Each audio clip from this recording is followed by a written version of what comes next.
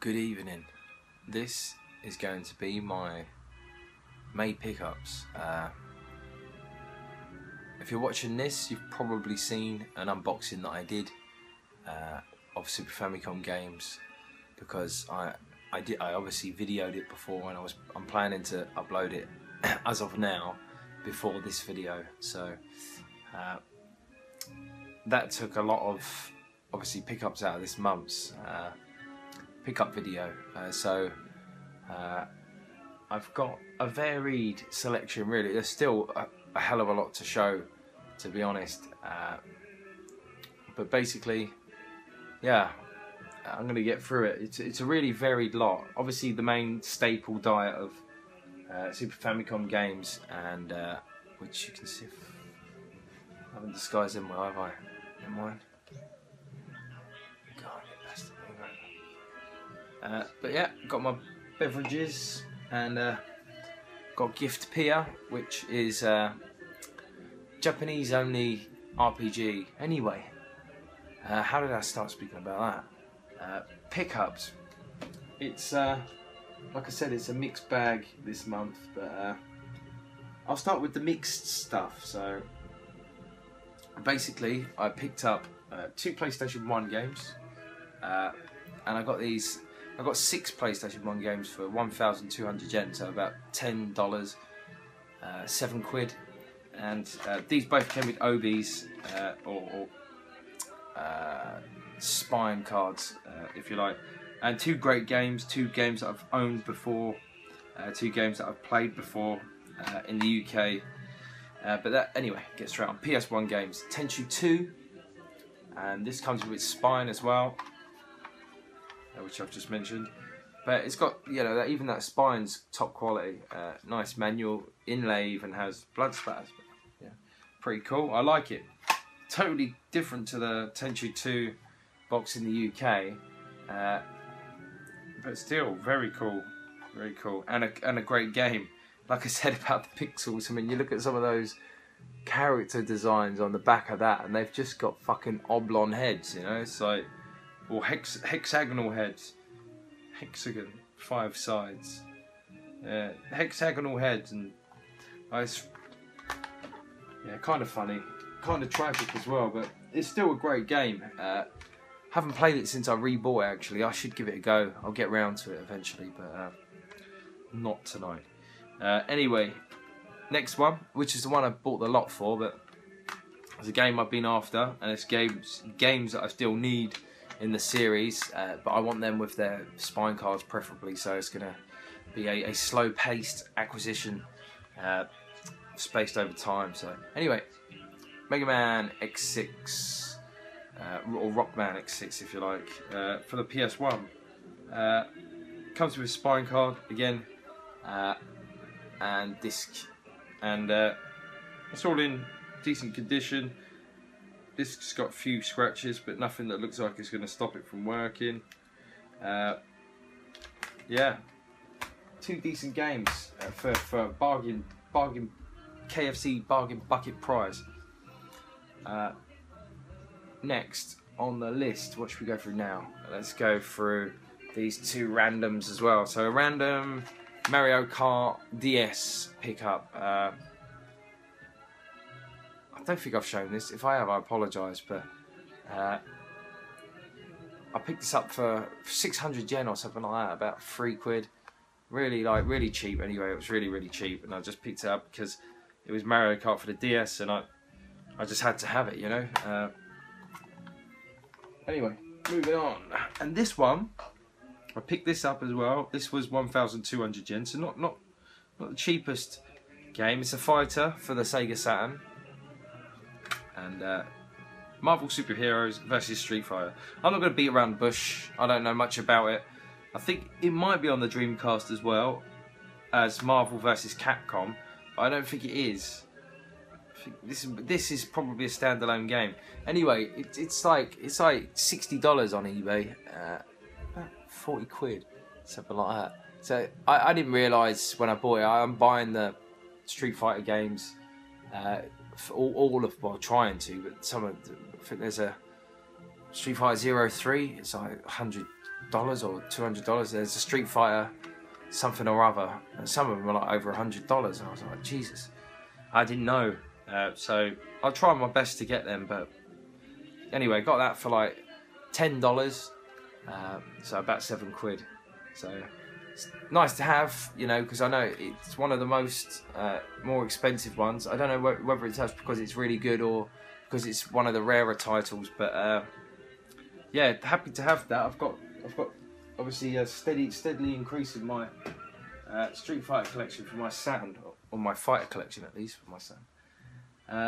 Yeah, next one, next thing that I picked up. I've collected kind of memory cards on and off PS2, but only official Sony memory cards.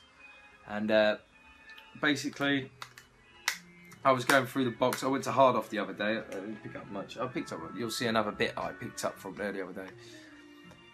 So I was going through the memory card box. It's got like loose Game Boy games in there, memory cards, stuff like that. So I looked inside the box, and it had a really unusual colour that I'd never seen before, and that was a yellow colour. And this is official Sony Winning 11, which is like a soccer game, football game here.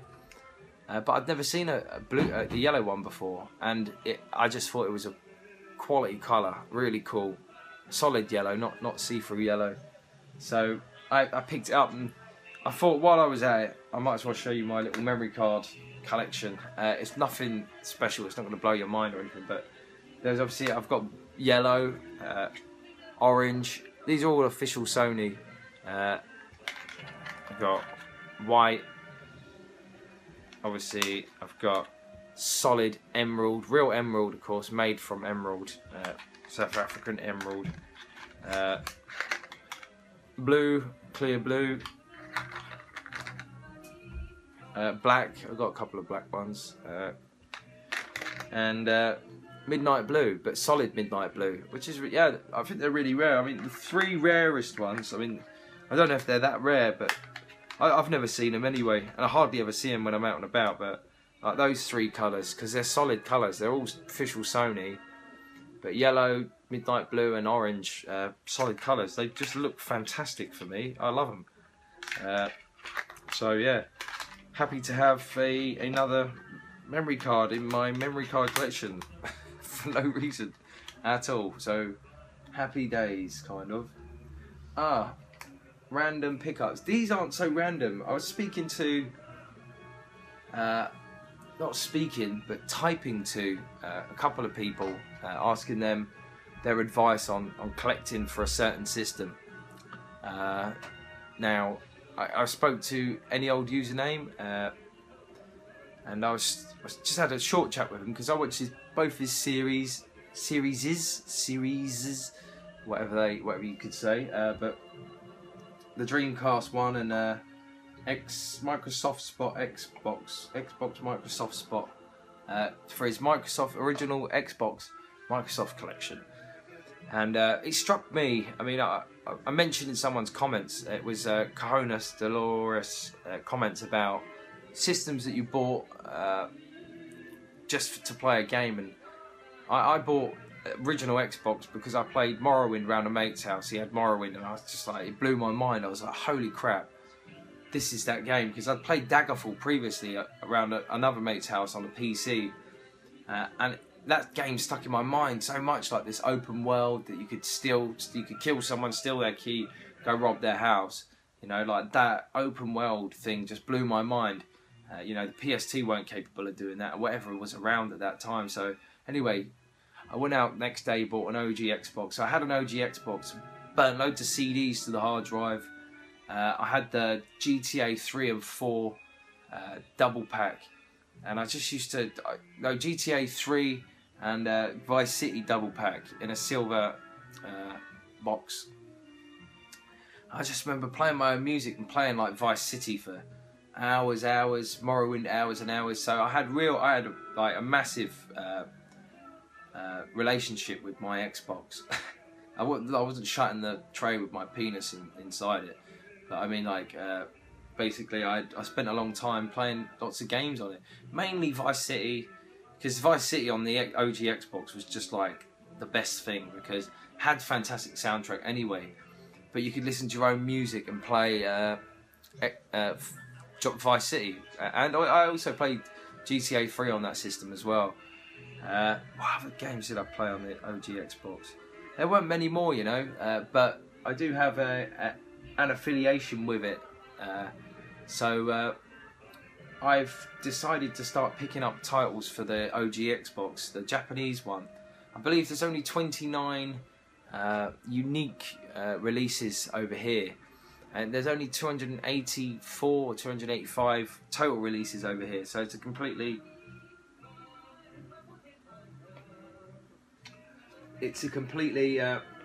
achievable target, really, realistically. Again, I'm going for a whole library potentially. I know some people don't really agree with that ethos or philosophy or project or whatever you want to call it, or goal, but I not necessarily agree, but they just wouldn't do it. But yeah, I find it gives me a lot of joy hunting games down for a system and trying to fill the catalogue up and stuff like that. I find it really enjoyable, even if I won't play some of the games I know, but it's great to like have every single one and hunt them down. That's like part of the fun. The hunt is part of the fun as well, anyway. So yeah, this is cool. It's really hard to find original Xbox games in this country, so that's probably part of the reason I've picked it as well, because I want the challenge of like hunting everything down and looking for each an individual game, and you know, trying to find every single one. So hopefully, with luck, I'll make some progress with that. Anyway, so without further ado, let me show you the two games that I got for the OG Xbox. The first one I got, I didn't even know what it was when I picked it up. It was 108 yen. Looked at the back, and it looked like a GTA game. Now, those of you with more knowledge than myself will notice that this is Yakuza Wars, I believe. It's called Double Steel here. Now, it looks really good. I don't have an original Xbox though, so I can't play it. So I got a really. This is a fantastic. That was 108 yen. I mean, that's a bargain. Like really cheap, really cheap for an OG Xbox game. It's like 70p. Complete in box. So yeah, I think it's Yakuza Wars anyway. Apparently it's great. Some people prefer it to GTA, so I'll be looking forward to giving these a bash, like as soon as I can. This one definitely really chuffed with this. Absolutely mint. Couldn't find any Japanese versions on eBay. There's a few on like the other regions, but anyway, here we go. House of the Dead 3. Believe it was, well, I think, it was brought out on the Wii Virtual Console only and the OG Xbox only. Those two systems only, apparently. So, I think that it's quite, not unusual, but, well, it is unusual, definitely for the Japanese one. Anyway, 500 yen paid. It was pretty cheap, and I'm really happy with that. So, it's a nice start to a nice collection. I like the green boxes as well. They're really quirky. I like the. I don't really like the Xbox logo too much, but the green boxes are cool. And this you can see on the side here, the Yakuza Wars, which is this one.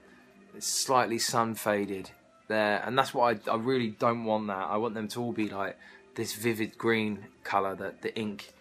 Even the front looks kind of faded. So if I get doubles, I'll be selling doubles on, because I'd rather have them like minty fresh with the ink looking nice and freshly printed.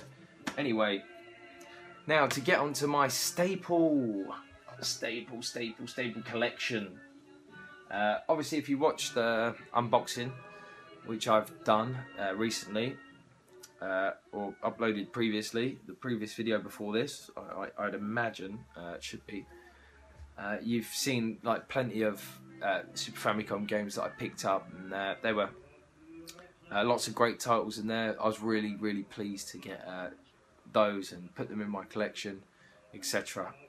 So yeah, so I got another bundle yesterday. I've actually done this video before yesterday, but I missed so much stuff. So I just thought, wow, I've got to go back and do it again, because I just can't let it go over into next month, because it's I don't have enough time on my hands to do all of this all the time. Anyway, Super Famicom pickups. These just kind of fillers for me. A bit of sticker residue on the box there. I can get that off easy with the sticker spray. Romance's Saga. This is the last one I needed. Again, I wasn't going out of my way to just buy it at retail price. I got it in a bundle. It's a little bit worn on the front, but it's not squashed at all. It's in nice nick, you know. It's in nice nick. Can't complain. So Romancing Saga 1. I got the trio now, so that's cool. This is an upgrade as well. Final Fantasy IV. Love that box art. I think it's absolutely sensational. Not like beautiful, but just very charming. Fantastic box art. All that character cast. White Mage, Black Mage, Thief, Paladin, I think, and Red Mage would be, I imagine, and a Chocobo. Not a Chocobo, a Chocobo. Chocolate, C-H-O-C, chocolate, chocolate. Do you say chocolate? Chocolate? Do you choke a lot? No, no, no. Chocobo. Chocobo. Chocobo. Okay? Thank you very much, okay? Not chocobo. Because if you say chocobo, you should be calling chocolate chocolate. Okay? Let's bear that in mind, okay? Yeah? Between me and you? Alright, thank you very much. Alright, and that is the rear box art as well. And this is like next to mint, this, so I'm really like happy with this. Fantastic. Anyway, really happy to have an upgrade, because the other one was battered. This, bizarrely, amazingly, I never had this in the collection, and I don't know how it eluded me, but it did.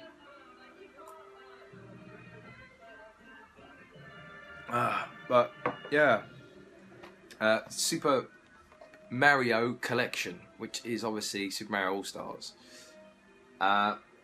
Just great to have these. I've completed every single game in here, except for Lost Levels. I don't think I ever completed Lost Levels. But I completed Mario 1, 2, 3 back in the day when I was a kid. Mario All Stars. I don't think I've ever completed Mario N64 and Mario 64 on my own. Definitely not completed Mario Sunshine. And none of the Game Boy ones either, like the original Game Boy.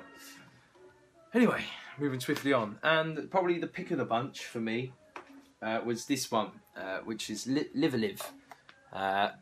Now, I like Squaresoft. I like their old school games, and I like their old school box art as well, and that is quality. I gave it a go last night. I was a bit confused. I didn't know what was going on. It was like the first battle was some chessboard thing. I loaded up a couple of save files, tried to play through those, but I never really got the hang of it at all. I mean, I only gave it half an hour. It's got a really extensive character cast. It's an interesting looking RPG. There are exploration, like exploring facets to the game. You do explore areas, towns, and areas like the world map. I think there's a world map on this. But yeah, it's sort of like I don't know that much about it, to be honest. But I think it's a traditional RPG with lots of different twists and a big character cast and a unique fighting system. So yeah, it looks really quirky. Again, I try not to look up too much about these games before I buy them, so when I play them, they'll be a surprise to me. So I'll be like, it'll feel like a new experience. Like if I watch a playthrough or too many reviews, it feels like I've already played the game, kind of. So sorry if I don't know a lot about it, but I'd rather find out for myself over time. So anyway, moving swiftly on. That is the last of my Super Famicom pickups, but of course, there's more, and that is my GameCube pickups. And I might have to. I just pressed the wrong button. An email came up on my screen. I tried to put it up, but it took me to the email like a spunk monkey. Anyway, so onto the GameCube pickups. I got upgrades and stuff like that. I bought a lot on Yahoo auctions for 3,000 yen. 6 games for 3,000 yen. So it works out, how's that, 500 yen each? 500 yen each. So 500 yen is about £2.50 roughly, something like that, something along those lines. So this was an upgrade. They all came like basically mint in their in the original seal with the strip down the middle on the rear. I don't know if you can see the strip down the middle. Oh, yeah, you can now. But they'd cut away the end, and that was it. You know, like everything, discs mint, boxes are mint. But this is why I'm shifting on my older copies now of that game, Eternal Darkness, which is again obviously mint, original seal. Like absolutely, I thought they had stickers on the front, and I was going to be peeling stickers off. So when they came in, I realised they were brand new condition, not brand new, but brand new condition. I was just like, thank you, thank you. I needed this one, so quite happy about that. Again, sealed down the end, sealed bottom, just the top's being cut away. Beautiful Joe, I needed this one too as well. This is Beautiful Joe 2, and I needed this one. So it's got a monochrome red cover, which is pretty sweet actually. Nice coloration. That's the back. Beautiful Joe looks pretty cool. Their box art normally. Druaga, Super Famicom, a Famicom remake or a NES remake, re-released on the GameCube. I don't really know what there is more to it really, but this one's brand new. There's a few of these knocking about. This ain't rare by any means, but to get it for 500 yen, like £3, you're gonna pick it up all day long. So I did. Now this game came with it as well, and I've been after this game for ages. Missed it a few times for about.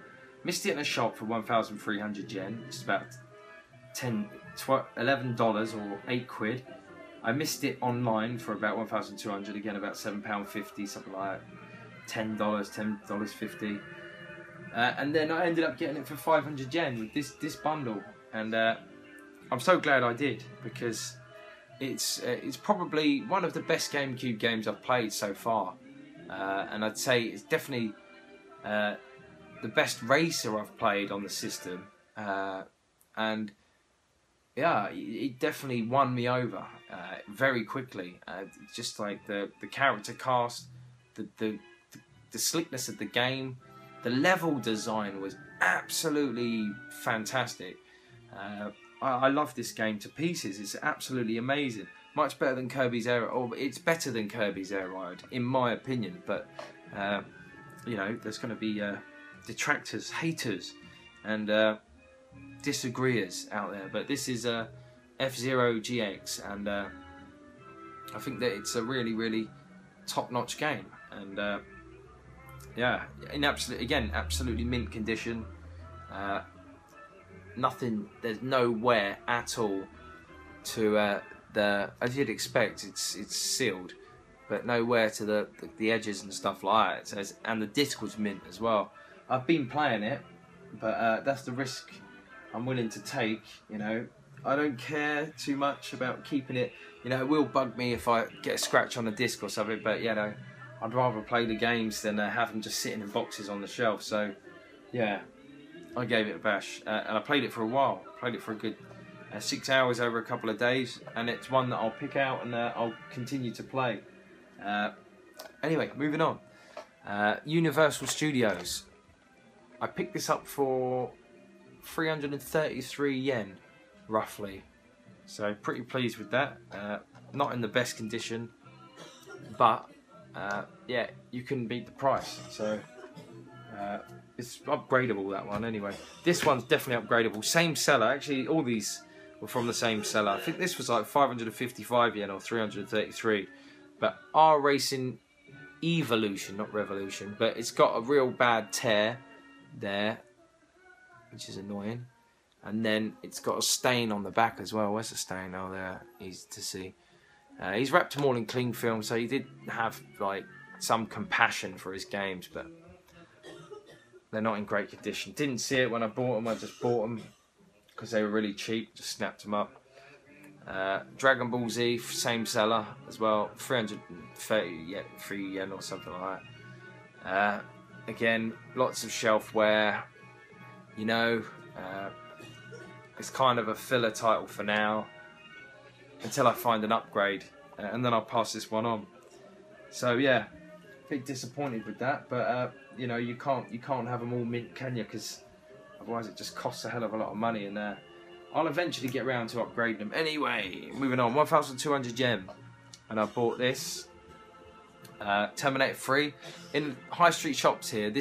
I've seen it for like 3,800 yen, which is like $35, maybe a little bit less than that, $33. But that's about over 20 quid. It's really expensive in a shop. But it's Terminator 3. It's rare, very rare for the Japanese Nintendo Gamecube. So it's really hard to come by. Very expensive. This music's so fucking crazy. Yeah, so it's really hard to come by, very rare. And I got it for a decent price in the end, so got it for about 8 quid. So can't complain. The next one is